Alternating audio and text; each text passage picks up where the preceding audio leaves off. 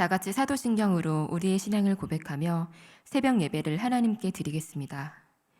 전능하사 천지를 만드신 하나님 아버지를 내가 믿사오며 그 외아들 우리 주 예수 그리스도를 믿사오니 이는 성령으로 잉태하사 동정녀 마리아에게 나시고 본디오 빌라도에게 고난을 받으사 십자가에 못 박혀 죽으시고 장사한 지 사흘 만에 죽은 자 가운데서 다시 살아나시며 하늘에 오르사 전능하신 하나님 우편에 앉아 계시다가 저리로서 산자와 죽은 자를 심판하러 오시리라.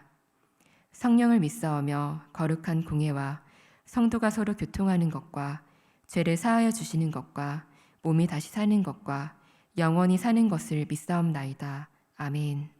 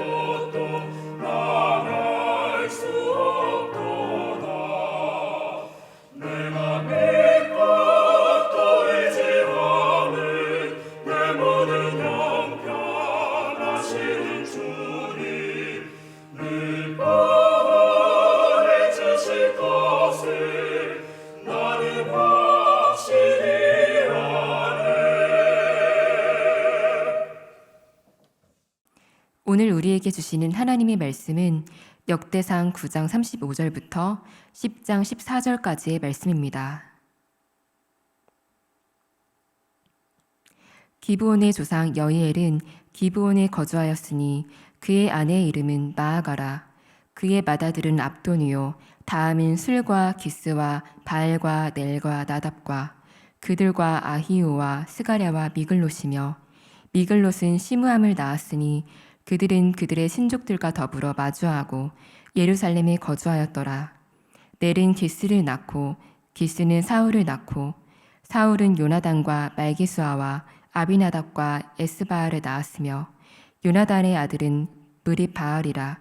무립바알은 미가를 낳았고 미가의 아들들은 비돈과 멜렉과 다레아와 아하스이며 아하스는 야라를 낳고 야라는 알레멕과 아스마웻과 시므리를 낳고 시므리는 모사를 낳고 모사는 비느아를 낳았으며 비느아의 아들은 르바야요 그의 아들은 엘르아사요 그의 아들은 아셀이며 아셀의 6 아들이 있으니 그들의 이름은 아스리감과 보그루와 이스마엘과 스아랴와 오바댜와 하나니라.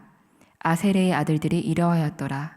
블레셋 사람들과 이스라엘이 싸우더니 이스라엘 사람들이 블레셋 사람들 앞에서 도망하다가 길보아 산에서 죽임을 당하여 엎드러지니라. 블레셋 사람들이 사엘과 그 아들들을 추격하여 블레셋 사람들이 사울의 아들 요나단과 아비나답과 말기수아를 죽이고 사울을 맹렬히 치며 활 쏘는 자가 사울에게 따라 미치매 사울이 그 쏘는 자로 말미암아 심히 다급하여 사울이 자기의 무기를 가진 자에게 이르되 너는 칼을 빼어 그것으로 나를 찌르라. 할례 받지 못한 자들이 와서 나를 욕되게 할까 두려워하노라. 그러나 그의 무기를 가진 자가 심히 두려워하여 행하기를 원하지 아니하매 사울이 자기 칼을 뽑아서 그 위에 엎드러지니 무기 가진 자가 사울이 죽는 것을 보고 자기도 칼에 엎드러져 죽으니라. 이와 같이 사울과 그의 세 아들과 그 온 집안이 함께 죽으니라. 골짜기에 있는 모든 이스라엘 사람이 그들의 도망한 것과 사울과 그의 아들들이 다 죽은 것을 보고 그 성읍들을 버리고 도망하매 블레셋 사람들이 와서 거기에 거주하니라. 이튿날에 블레셋 사람들이 와서 죽임을 당한 자의 옷을 벗기다가 사울과 그의 아들들이 길보아 산에 엎드러졌음을 보고 곧 사울의 옷을 벗기고 그의 머리와 갑옷을 가져다가 사람을 블레셋 땅 사방에 보내 모든 이방 신전과 그 백성에게 소식을 전하고 사울의 갑옷을 그들의 신전에 두고 그의 머리를 다곤의 신전에 단지라. 길르앗 야베스 모든 사람이 블레셋 사람들이 사울에게 행한 모든 일을 듣고 용사들이 다 일어나서 사울의 시체와 그의 아들들의 시체를 거두어 야베스로 가져다가 그곳 상수리 나무 아래에 그 해골을 장사하고 7일간 금식하였더라. 사울이 죽은 것은 여호와께 범죄하였기 때문이라. 그가 여호와의 말씀을 지키지 아니하고 또 신접한 자에게 가르치기를 청하고 여호와께 묻지 아니하였으므로 여호와께서 그를 죽이시고 그 나라를 이새의 아들 다윗에게 넘겨주셨더라. 아멘. 하나님의 말씀입니다. 하나님 아버지, 늘 저희와 동행하시며 말씀하심에 감사합니다. 오늘도 들려주실 말씀에 귀 기울이오니 하나님의 마음과 뜻을 알게 하소서. 또한 하나님의 말씀에 저희의 심령이 새롭게 함을 받아 삶의 자리에서 하나님의 뜻을 따라 살아가기 위해 최선을 다하는 주의 자녀들 되게 하소서. 예수님을 나의 삶의 주인으로 고백하고 예수님을 전하며 살아가게 하소서. 지금도 성령으로 함께하고 계시는 예수님의 이름으로 기도드립니다. 아멘. 샬롬 성도님들, 한 주간도 평안하셨나요? 오늘은 역대상 9장 35절부터 10장 14절까지의 내용을 본문으로 말씀을 묵상하려고 합니다. 어제까지 새벽 예배 설교를 들으신 분들이라면 드디어 족보와 사람들 이름 이야기가 끝났구나 싶으실 것 같습니다. 역대상은 사람들의 관계를 쭉 설명해 나가는 것을 시작으로 사울 왕에서 다윗 왕으로 넘어가고 다윗 왕 시대에 있었던 이야기들을 풀어갑니다. 오늘의 본문은 다윗 왕으로 넘어가기 딱 직전의 이야기입니다. 역대기는 포로기의 고국으로 돌아와 성전을 재건하는 유대인 공동체들을 대상으로 쓰여졌는데요. 우리가 잊고 있던 하나님의 역사하심을 다시 기억하고 하나님의 왕되심을 가르치고자 하는 교훈의 그 목적이 있습니다. 그럼 오늘 본문을 통해 저자가 우리에게 말하고자 하는 것은 무엇일까요? 본문주 10장의 내용을 저희가 함께 깊이 나누고자 합니다. 이스라엘은 계속해서 블레셋과 싸웁니다. 다윗이 블레셋의 골리앗과 싸워 이겼지만 블레셋은 여전히 이스라엘을 쳐들어올 기회를 넘봤습니다. 그리고 블레셋이 이스라엘을 쳤을 때 이스라엘 사람들은 속수무책으로 죽고 사울과 아들들은 싸움에서 밀리게 됩니다. 사울은 결국 심각한 부상을 입고 자기의 칼 위에 엎드러져 죽으며 목숨을 포기합니다. 이방 사람들의 칼에 죽는 것이 모욕스러웠다고 본문에서는 이야기하고 있습니다. 하지만 사울의 죽음 이외에는 우리 다 알다시피 수치스러운 일들이 있었습니다. 9절에서 10절을 같이 보시겠습니다. 곧 사울의 옷을 벗기고 그의 머리와 갑옷을 가져다가 사람을 블레셋 땅 사방에 보내 모든 이방 신전과 그 백성에게 소식을 전하고 사울의 갑옷을 그들의 신전에 두고 그의 머리를 다곤의 신전에 단지라. 다음날 블레셋 사람들은 사울의 시신을 보고 기뻐하며 자신의 백성들과 신전에 알립니다. 그리고 사울의 목을 베어 자랑스럽게 자신들의 우상을 섬기는 다곤 신전에 매답니다. 죽은 사울의 모습이 적들이 승리를 기뻐하는 표지가 된 것입니다. 죽기 전 사울이 이것을 알게 된다면 얼마나 더 모욕스럽고 수치스러웠을까요? 사울은 이스라엘의 첫 번째 왕으로 이스라엘 사람들의 기대를 한몸에 받았습니다. 사울 또한 그런 자신이 자랑스러웠으며 책임감을 가졌을 것입니다. 하지만 창대한 시작에 비해서 사울의 말로는 초라했습니다. 어떻게 사울의 인생이 이렇게까지 변한 것일까요? 11절에서 12절의 내용은 왕이 되었을 초창기 사울의 모습을 떠올리게 합니다. 같이 11절에서 12절을 보시겠습니다.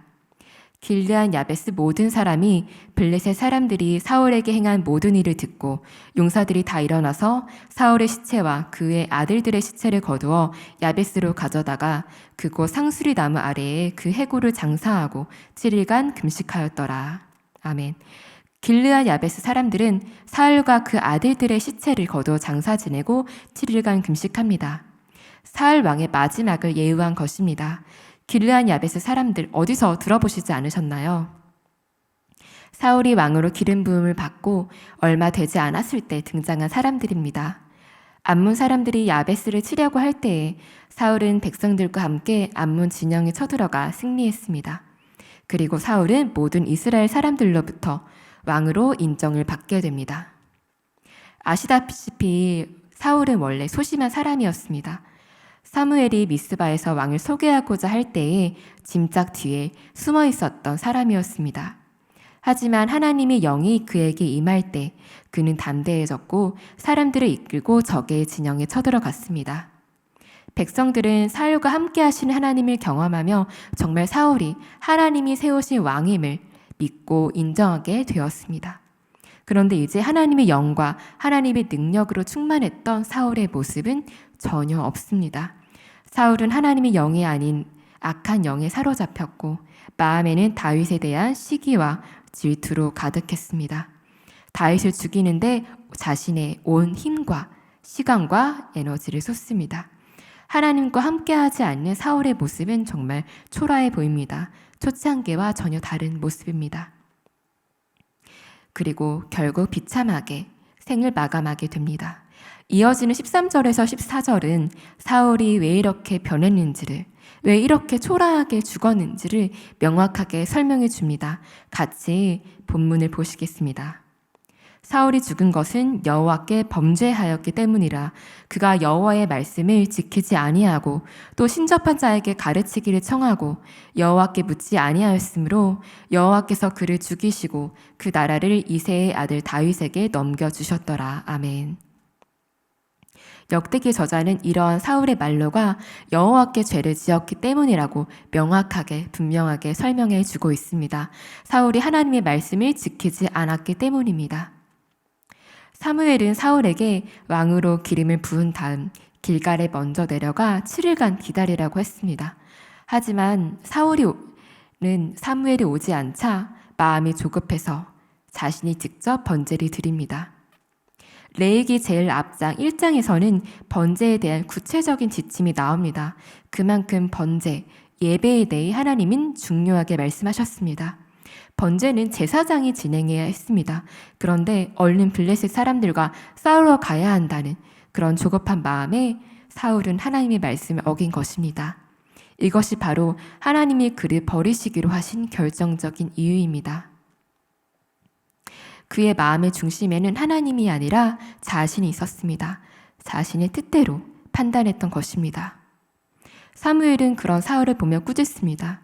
사울은 하나님이 분명하게 말씀하신 법을 지키지 않았습니다. 번제에 대해서는 모든 이스라엘 사람들이 알고 지키고 있었습니다. 그런데 왕이 그 율법을 지키지 않은 것입니다. 그래서 하나님은 사울을 통해 이스라엘을 돌보고자 하셨는데 따르지 않기 때문에 이제는 다른 사람을 통해 이스라엘을 돌보아 가실 수밖에 없는 것입니다.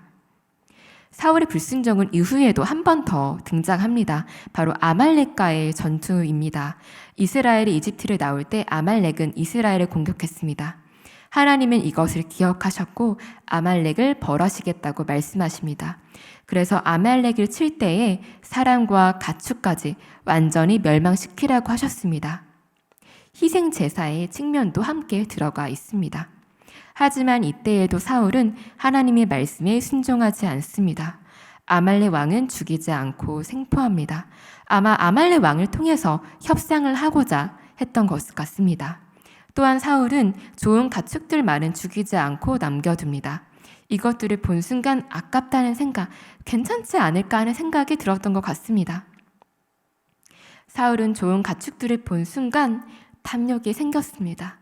사무엘은 이것에 대해 꾸짖습니다. 하지만 사울은 제사를 위해 좋은 재물을 남겨두신 것이라는 그런 거짓말까지 합니다. 하나님은 여전히 사울이 자신의 말에 순종하지 않는 것을 보시며 왕으로 삼으신 것을 후회하십니다. 그리고 자신의 말을 따르지 않는 사울에게 더 이상 말씀하지 않으셨습니다. 결국 사울은 블레셋과의 전투 전 하나님의 말씀이 들리지 않자 무당을 찾아가기까지 합니다. 점치고 무당을 의지하는 것 또한 하나님께서 금하셨습니다.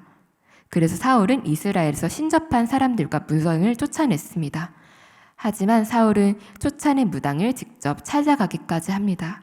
두려운 상황에서 어떻게 해야 될지 알 수 없고 막막했습니다. 그래서 그만큼 절박한 마음에 자신이 쫓아낸 무당을 직접 찾아가기까지 한 것입니다. 그래서 무당을 통해 죽은 사무엘을 부르고 어떻게 해야 될지 알려달라고 합니다. 그런데 사무엘은 왜 이런 상황이 되었는지를 차분하고도 명확하게 설명해 줄 뿐입니다. 이전에 아말렉과의 전투 이후 사무엘은 이렇게 말했습니다. 22절에서 23절을 보시면 사무엘이 이르되 여호와께서 번제와 다른 제사를 그의 목소리를 청중하는 것을 좋아하심같이 좋아하시겠나이까. 순종이 제사보다 낫고 듣는 것이 순 양의 기름보다 나으니 이는 거역하신 것은 점치는 죄와 같고 완고한 것은 사신 우상에게 절하는 죄와 같음이라. 왕이 여호와의 말씀을 버렸으므로 여호와께서도 왕을 버려 왕이 되지 못하게 하셨나이다 하니. 아멘. 하나님의 말씀을 따르는 것은 예배만큼, 아니 예배보다 더 중요한 것입니다. 겉으로 보여지는 그 순간의 예배가 아무리 멋들어지고 좋아 보인다 한들 하나님은 순종하는 것을 더 기뻐하십니다. 하나님의 뜻보다 자신의 뜻이 우선시되어 행동하는 것은 진정한 예배가 아니기 때문입니다. 마음의 중심에 자신이 아닌 하나님을 두는 것, 마음을 다해 하나님을 따르는 것이 진정한 예배이기 때문입니다. 그런데 사울에게 왕은 하나님이 아니라 자신이었습니다. 자신이 왕이었습니다.